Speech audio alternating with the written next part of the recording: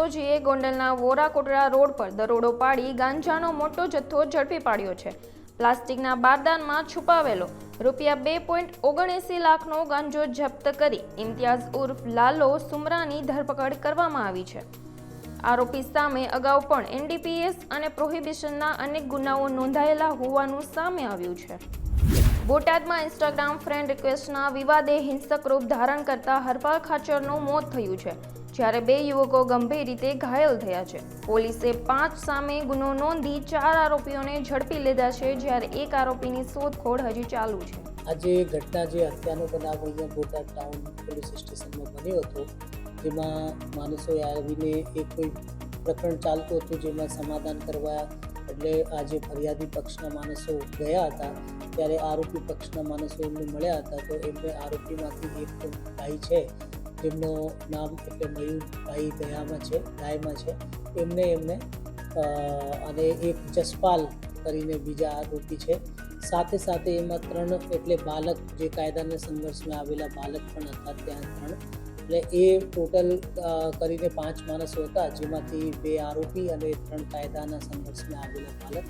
અત્યારે એમાંથી 1 આરોપી અને 3 કાયદાના સંઘર્ષમાં આવેલા બાલક ડિટેન કરવામાં આવેલ છે અને 1 આરોપીની અટક કરવામાં આવેલ છે અને 1 આરોપી બાકી છે, એની શોધખોળ પણ પોલીસ કરી રહી છે અને એના પણ ટૂંક સમયમાં અટક કરવામાં આવશે। અગાઉ એ લોકો સામે કોઈ ગુના એટલે આપણે રેકોર્ડ ઉપર જોતા કોઈ દાખલ થયેલ નથી। સુરતના ઉત્તરાયણ વિસ્તારમાં પોલીસે ધમધમતા જુગારધામ પર દરોડો પાડી 3 પત્તી રમતા 10 જુગારીઓને રંગે હાથ ઝડપી પાડ્યા છે। પોલીસે રોકડ, મોબાઈલ અને ગંજીબાના સહિત ₹31,240નો મુદ્દામાલ જપ્ત કરી વધુ તપાસ શરૂ કરી છે। ધારીના નબાપરા વિસ્તારમાં લોકોમાં ભય ફેલાવનાર દીપડાને વન વિભાગે સફળ રેસ્ક્યુ ઓપરેશન બાદ પાંજરે પૂર્યો છે। છેલ્લા 20 દિવસમાં આ વિસ્તારમાંથી કુલ 3 દીપડા પકડાતા ગ્રામજનોએ રાહતનો શ્વાસ લીધો છે। ગારિયાધારના પાંચેગામ રોડ પર આવેલા મોબાઈલ શોરૂમમાં તસ્કરોએ ત્રાટકી અંદાજે 80,000ની રોકડ સહિત માલસામાનની ચોરી કરી છે। ઘટનાની જાણ થતાં પોલીસે સ્થળ પર પહોંચી તપાસ શરૂ કરી છે અને ચોરોની શોધખોળ હાથ ધરી છે। સૌરાષ્ટ્ર યુનિવર્સિટીના પરીક્ષા નિયામક મનીષ શાહે સ્વેચ્છાએ પદ પરથી રાજીનામું આપ્યું છે। યુનિવર્સિટી પ્રશાસન ટૂંક સમયમાં નવા પરીક્ષા નિયામકની નિમણૂક કરશે, જ્યારે તમામ કામગીરી નિયમિત રીતે ચાલુ હોવાનું કુલપતિએ જણાવ્યું છે। પરીક્ષા નિયામકને પોતાને, કારણ કે આ પોતે ટીચિંગ પ્રોફેસર છે, કેમેસ્ટ્રી વિષયના હતા મનીષભાઈ શાહ, એમણે ખૂબ સારું કામ કર્યું, પણ એમને એમનો કાર્યભાર ત્યાં પણ હોય ડિપાર્ટમેન્ટની અંદર અને એ સિવાય પણ એમના બીજા બધા કાર્ય હોય, એટલે સ્વાભાવિક રીતે જ વધારાનો લોડ હોય। આ તો વૈકલ્પિક વ્યવસ્થા હતી જે તે વખતે, એટલે એમણે મને એવી રિક્વેસ્ટ કરી હતી કે સાહેબ આમાંથી જો મુક્ત કરો તો હું થોડું એકેડેમિકમાં ધ્યાન આપી શકું, કે આપણે ગ્રાહ્ય રાખ્યું છે અને એમનું રાજીનામું આપણે મંજૂર કર્યું છે। રહી વાત નવો ચાર્જ આપવાની, તો 1-2 નામ અત્યારે અમારી પાસે આવ્યા છે કે જે સાથે વાત કરવાની, કારણ કે આ એક બહુ મોટી જવાબદારી હોય છે, આપ તો જાણો છો, કારણ કે પરીક્ષા નિયામક એ મોટી જવાબદારી, વિશેષ જવાબદારી હોય છે। એટલે સીધું હું અત્યારે જેમ કહી દઉં કે આને ચાર્જ આપ્યો છે એવું ન થાય, કારણ કે આ હજી ગઈકાલ સાંજની, તમે જાણો છો, ગઈકાલે સાંજે 6 વાગ્યા પછીની ઘટના છે, એટલે આજે થોડું આ રજૂઆત હતી વિદ્યાર્થીઓની, એટલે એટલા માટે હું હતો। હવેના સમયની અંદર કદાચ 2-3 કલાકની અંદર નવા પરીક્ષા નિયામક છે એની નામની આપણે ઘોષણા કરી દઈશું। એટલે એમની રજૂઆત જે છે એ શિક્ષણ મંત્રીને થઈ છે, અમારે કક્ષાએ એમણે નકલ રવાના એ રીતે કર્યું છે, એટલે એ છે। હવે એમાં એમની વિશેષ બધી જે કંઈ રજૂઆત હશે એ પ્રમાણે એનું જોયું છે, તો ભાઈ એની અંદર બધી વસ્તુઓ જે છે એનો મોટાભાગના સોલ્યુશન ત્યાં જ આવી ગયા છે એની અંદર, જે કંઈ પરિણામોની કે વાત છે જો એ ન થયું હોત તો આપણા પીજીના એડમિશન જીકાસમાં થઈ જ ન શક્યા હોત।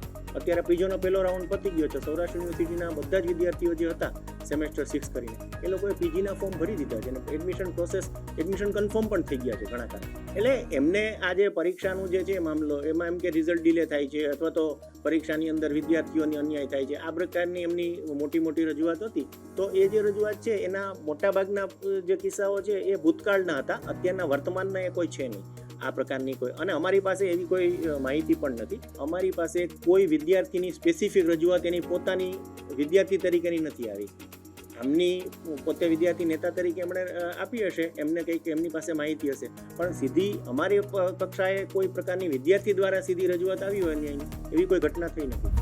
રાજકોટમાં આષાઢી બીજની રથયાત્રા પૂર્વે પીસીબી પોલીસે ગેરકાયદે હથિયાર વેચતી વેપન કાર્ટેલના વધુ 2 આરોપીઓને ઝડપી પાડ્યા છે. આરોપીઓ પાસેથી 3 દેશી પિસ્તોલ અને 2 જીવતા કારતૂસ જપ્ત કરવામાં આવ્યા છે.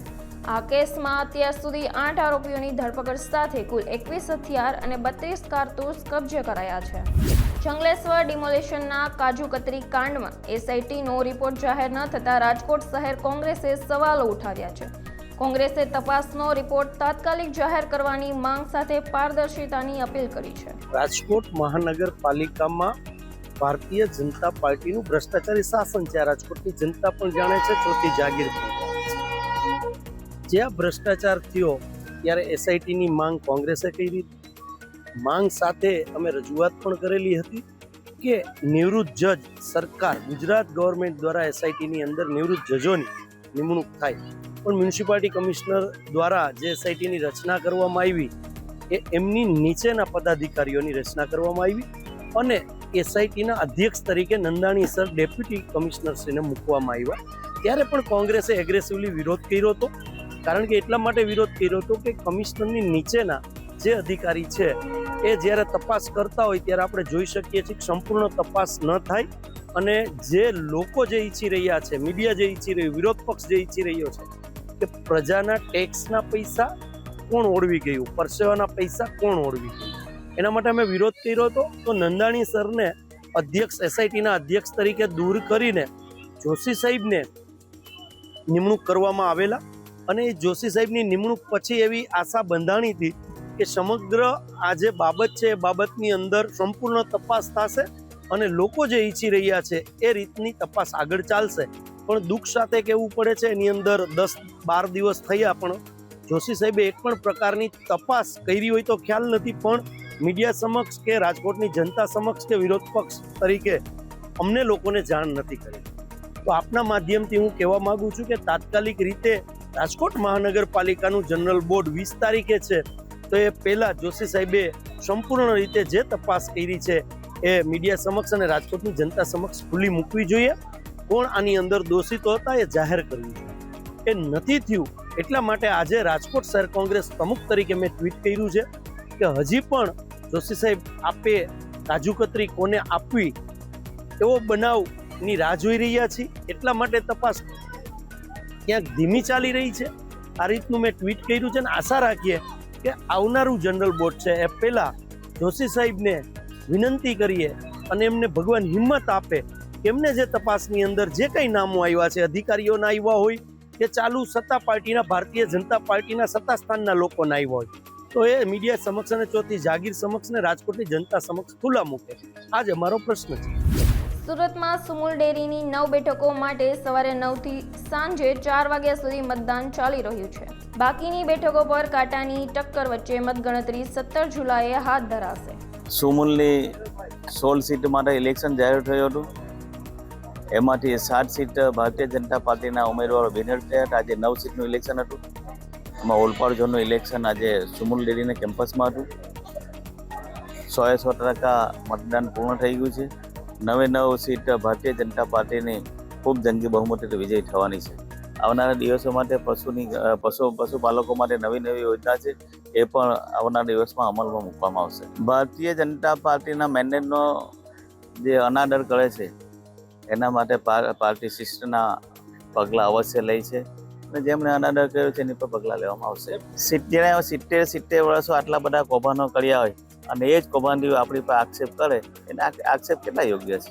મારું નામ વસંતરાવ રણછોડભાઈ પટેલ, ગામ સોંડાખરા ઓલપાડ તાલુકામાં. સુમુલમાં 39 મતદારો છે. ઓલપાડ તાલુકામાં 24 વર્ષથી જયેશભાઈ પટેલ આમાં ડિરેક્ટર તરીકે સેવા આપતા હતા. રાજકીય કાવા દાવામાં એ બહાર થયા છે. એની જગ્યાએ મેં ઉમેદવારીમાં જંપલાવ્યું છે. મારી પશુપાલકો માટે એટલા માટે મેં નોંધાવી છે કે પશુપાલકોને સારામાં સારા ભાવ મળે અને નાના ગરીબ માણસો પશુપાલકો પાલન કરતા હોય એના માટે આ ચૂંટણીમાં મેં જંપલાવ્યું છે. ભ્રષ્ટાચારનો વિષય છે. એ ભ્રષ્ટાચારનો આક્ષેપ કર્યો હોય, તપાસ થઈ છે તો એનો રિપોર્ટ આજ દિન સુધી જાહેર કરવામાં નથી આવ્યો અને ભ્રષ્ટાચાર થયો હોય તો એનો રિપોર્ટ સરકારે જાહેર કરવો જોઈએ. હું ખેડૂતો માટે પશુપાલકોને સારામાં સારા ભાવ મળે એના માટે પ્રવૃત્તિ કરીશ.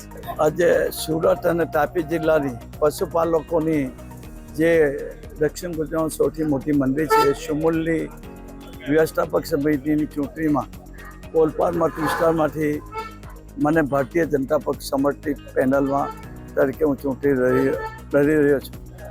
મારા ઓલપાડ મત વિસ્તારમાં 39 મતો હતા અને જે મને ચૂંટણી પ્રચાર દરમિયાન લોકોએ જે આવકાર આપ્યો છે એ મારી જિંદગીનો એક અવિસ્મરણીય પ્રસંગ બની રહે, કારણ કે લોકોએ મને ખૂબ અભૂતપૂર્વ આવકાર આપ્યો છે અને મને ચોક્કસ વિશ્વાસ અને શ્રદ્ધા સાથે કહું છું મારો વિજય નિશ્ચિત છે. જો એ પાર્ટીએ મેન્ડેટ આપ્યું હતો અને એમાં પાર્ટીનો વિષય છે. જો હું પોતે પશુપાલક છું, હું મારા ઘરે 30 ભેંસ 8 ગાયોનું હું પોતે પશુપાલક છું, એટલે પશુપાલકની હું વેદના સમજું છું. મારે પશુપાલકને ધ્યાન કેન્દ્રબિંદુ બનાવીને પશુપાલકના હિતમાં નિર્ણય લેવાના છે. નહીં, હમણાં એ આક્ષેપો ભૂતકાળમાં થયા હતા અને તે વખતે બધી તપાસ થઈને એ પૂર્ણ વિરામ થઈ ગયું છે.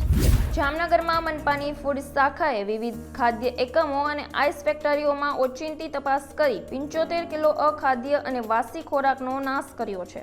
નિયમ ભંગ બદલ 19,000નો દંડ ફટકારી તંત્રે કડક કાર્યવાહી હાથ ધરી છે.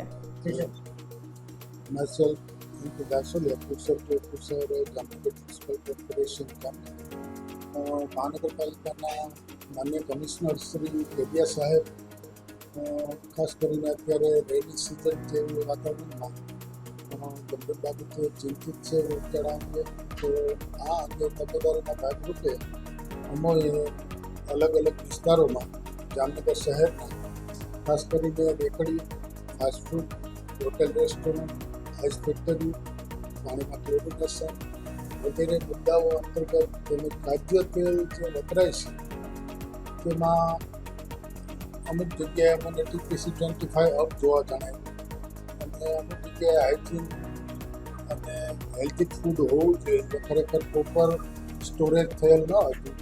તો આવી વસ્તુઓ અમે આશરે 25 કિલો જેવી વસ્તીનો નાશ કરાવ્યો છે. પ્રિન્ટેડ પેપર વાપરતા હતા એવા તમામ જગ્યાએ અને એને વોર્નિંગ આપવામાં ખાદ્ય તેલનો જથ્થો છે અખાદ્ય બની ગયો, બાયોડીઝલ, તો એવો 45 કિલો જથ્થો નાશ કરાયો છે. પછી વાસી ફૂડ આ ઇન્સ્પેક્શન દરમિયાન ટોટલ 75 kg નું ડિસ્ટ્રક્શન સ્થળ ઉપર કરવામાં આવ્યું છે અને એનું અનહાઇજેનિક જણાતું પેટીઓમાં ઇન્સ્પેક્શન કર્યું. તો આવી પેટીઓમાં આશરે 19,000 જેવી સોલિડ વેસ્ટ શાખાને સાથે રાખી અને પેનલ્ટી પણ વસૂલ કરવામાં આવી છે અને આ કામગીરી અમારી અવિરત ચાલુ છે. સુરતના પોદાર આર્કેડમાં સસ્તા ઇયરબડ્સ વેચવાના મામલે ગ્રાહક સાથે મારામારીનો આક્ષેપ સામે આવ્યો છે. બંધ ઇયરબડ્સ પરત લેવા ઇનકાર કરતા બોલાચાલી ઉગ્ર બની હતી. ઘટનાનો વિડીયો સોશિયલ મીડિયા પર વાયરલ થતા સમગ્ર મામલો ચર્ચામાં આવ્યો છે. કોટડા સાંગાણીના વેરાવળ ગામમાં 15 દિવસથી પાણીનો પુરવઠો બંધ રહેતા મહિલાઓએ ગ્રામ પંચાયત ખાતે વિરોધ નોંધાવ્યો છે. પાણીની સમસ્યાને લઈને ગ્રામજનોએ તંત્ર સામે ભારે રોષ વ્યક્ત કર્યો છે. કવરેજ કરવા ગયેલા પત્રકાર સાથે અભદ્ર વર્તન થયાના આક્ષેપ પણ સામે આવ્યા છે. માણાવદર સરકારી ITI ખાતે 18 જુલાઈએ મારુતિ સુઝુકી દ્વારા ભરતી મેળાનું આયોજન કરવામાં આવ્યું છે. 10 અને 12 પાસ, ડિપ્લોમા અને ITI પાસ ઉમેદવારો કેમ્પસ ઇન્ટરવ્યુમાં ભાગ લઈ એપ્રેન્ટિસ અને નોકરીની તક મેળવી શકશે. હલો, મારું નામ પ્રફુલગીરી રતિગીરી અપારનાથી, પ્રિન્સિપાલ ક્લાસ 2 ITI માણાવદર. અમારે માણાવદર ITIમાં મારુતિ કંપની બેચરાજી તરફથી એક ભરતી મેળાનું આયોજન કરેલ છે, જેમાં એપ્રેન્ટિસ તથા જોબ માટેની એની વેકેન્સી છે.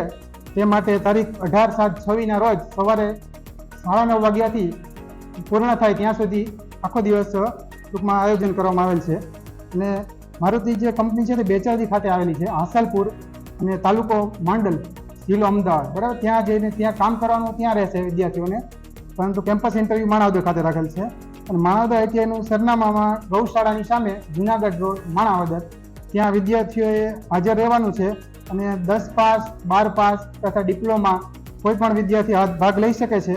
અને સાથે લાવવાની વિગતમાં એક તો આધાર કાર્ડ કમ્પલસરી છે, પાન કાર્ડ હોય તો પાન કાર્ડ અને પાસપોર્ટ સાઇઝના 4 ફોટા અને બીજી જે કાંઈ માર્કશીટ હોય તે સાથે લઈ અને હાજર રહેવું, એટલે જેથી એને તકલીફ ન પડે આગળ કંઈ. સ્થળ ITI માણાવદર. અને આપણે છે ને ITIમાં બીજા જે કોર્સ ચલાવીએ છીએ એમાં ઇલેક્ટ્રિશિયન છે, કોપા છે, કોમ્પ્યુટરનો કોર્સ છે, વિદ્યાર્થીઓ છોકરા છોકરી બંને માટે છે. પછી ફિટર છે, મેકેનિક ડીઝલ ચલાવીએ છીએ અને સીવણ છે, ફક્ત ગર્લ્સ માટે અને બોયઝ માટે પણ છે. અને વાયરમેન ચલાવે છે. આટલા કોર્સો આઈટીઆઈમાં થાય છે, જેનો પહેલા રાઉન્ડનું એડમિશન અત્યારે કન્ફર્મ કરાવવાની પ્રક્રિયા ચાલે છે, બરાબર. અને બીજો રાઉન્ડ છે તે એડમિશનનો 18/7 થી 22/7 દરમિયાન બીજો રાઉન્ડ પણ ચાલુ થાય છે. એટલે જે પહેલા રાઉન્ડમાં ચૂકી ગયા હોય કોઈ વિદ્યાર્થીઓ તો બીજા રાઉન્ડમાં ભાગ લેવા માટે અનુરોધ કરવામાં આવે છે. તેમજ આ જે ભરતી મેળો છે મારુતિ તરફથી, એમાં જેટલા બને એમ શક્ય તેટલા વધારે વિદ્યાર્થીઓ લાભ લે તેનો માટે અનુરોધ કરવામાં આવે છે. આઈટીઆઈ પાસની બસ પાસની સુવિધા છે અને સ્ટાઇપન્ડ તથા શિષ્યવૃત્તિ આઈટીઆઈના કોર્સ માટે આપવામાં આવે છે, બરાબર. અને આપણે જે કોઈને જોબ, જે આઈટીઆઈનું કામ છે જોબ આપવાનું છે સરકારી કારીગર તાલીમ યોજના હેઠળ. તમે કોઈને નાણાકીય સહાય કરો તો થોડાક સમયમાં તે પૂર્ણ થઈ જાય, પણ જો કોઈને જોબ આપો તમે તો એની આખી પેઢીને લાભ થાય અને ઉત્તરોત્તર એને આખી પેઢી આગળ આવી શકે. એટલે જોબ અપાવવી એ ખરેખર એક પુણ્યનું કામ છે. એટલે જેથી આપણે એમાં કેનું મેળાનું આયોજન કરેલ છે, તો જેમ બને એમ શક્ય તેટલા વધુ તાલીમાર્થીઓ ભાગ લે તેના માટે અનુરોધ કરવામાં આવે છે. Thank you.